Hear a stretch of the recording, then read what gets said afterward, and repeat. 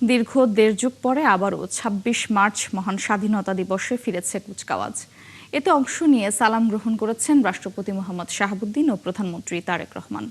এর আগে সকাল ৯টায় প্যারেড গ্রাউন্ডে কুচকাওয়াজের আনুষ্ঠানিকতা শুরু হয়। সশস্ত্র বাহিনী বিভাগের তত্ত্বাবধানে এবং ৯ম পদাতিক ডিভিশনের ব্যবস্থাপনায় জাতীয় প্যারেড স্কোয়ারে আয়োজিত হচ্ছে এই কুচকাওয়াজ। অনুষ্ঠানে রাষ্ট্রপতি ও প্রধানমন্ত্রী ছাড়া আরও উপস্থিত রয়েছেন ৩ বাহিনীর প্রধান, মন্ত্রিপরিষদের সদস্য, সরকারের ঊর্ধ্বতন কর্মকর্তা ও বিভিন্ন দেশের রাষ্ট্রদূত সহ দেশি বিদেশি অতিথিরা।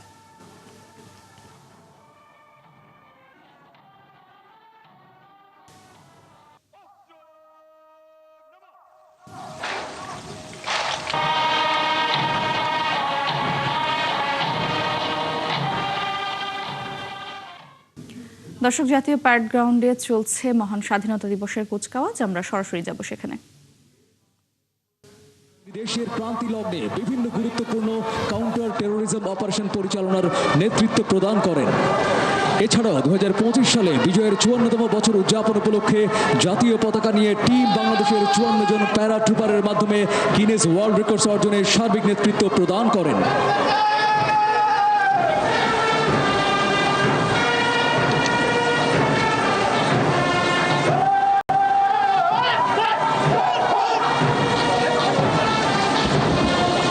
Ladies and gentlemen, Paratroopers contingent led by Brigadier General M.M. Imrul Hassan, SVP, OSP, BSP, BGOM, marching past the saluting deck. Falcon Aluminium, multi-layer anodized হওয়ায় সম্পূর্ণ স্ক্র্যাচ প্রুফ। Falcon Aluminium.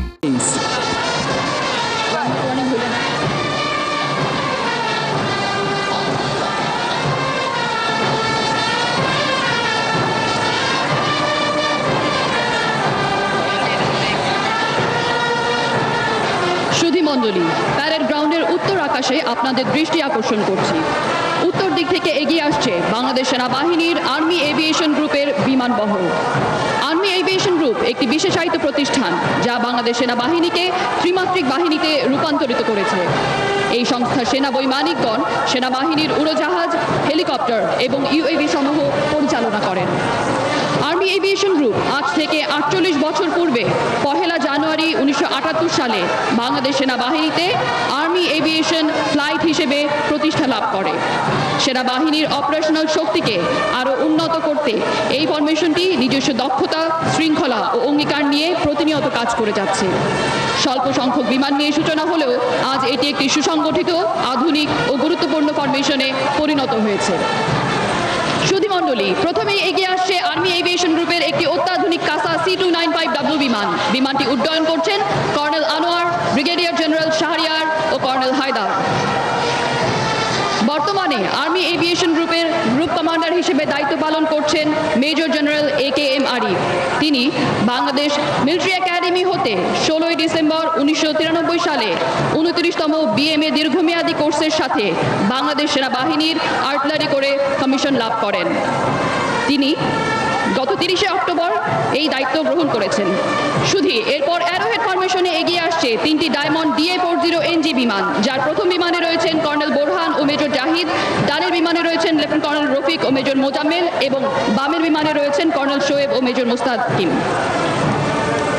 অতি সম্প্রতি আর্মি এভিয়েশন গ্রুপের বিমান বহরে সংযুক্ত হয়েছে অত্যাধুনিক Bayraktar TB2 unmanned combat aerial vehicle ও RQ Blackjack 21 alpha intelligence, surveillance ও রেকগনাইসেন্স আনম্যান এরিয়াল সিস্টেম, যা প্রযুক্তি নির্ভর যুদ্ধের ধারা বদলে দিয়ে বাংলাদেশকে শক্তিশালী প্রতিরক্ষা ক্ষমতা অর্জনে সহায়তা করেছে। শুধু এবারে এগিয়ে আসছে একটি বেল 206 L4 হেলিকপ্টার এবং 2টি বেল 407 GXI। প্রথম হেলিকপ্টারে রয়েছেন কর্নেল নিয়াজ ও লেফটেন্যান্ট কর্নেল রায়হান, ডানের হেলিকপ্টারে রয়েছেন লেফটেন্যান্ট কর্নেল হাসিব ও লেফটেন্যান্ট কর্নেল নবিয়ার এবং বামের হেলিকপ্টারে রয়েছেন মেজর কাউনাইন ও মেজর সোহরা। দেশের সীমান্ত সুরক্ষা, অভ্যন্তরীণ নিরাপত্তা ও কৌশলগত পরিবহন ব্যবস্থায় আর্মি এভিয়েশন গ্রুপের অবদান অনন্য। ঘূর্ণিঝড়, বন্যা বা পাহাড়ি দুর্ঘটনা সহ যে কোনো দুর্যোগে আর্মি এভিয়েশন গ্রুপ প্রথম সারিতে থেকে মানুষের জীবন রক্ষায় কাজ করেছে। এরপর আসছে 2টি এয়ারবাস ডলফিন AS365 N3+, যার প্রথম হেলিকপ্টারে রয়েছেন কর্নেল শাহিদ ও মেজর রকিব এবং দ্বিতীয় হেলিকপ্টারে রয়েছেন লেফটেন্যান্ট কর্নেল রাফাত ও মেজর মোশরেক।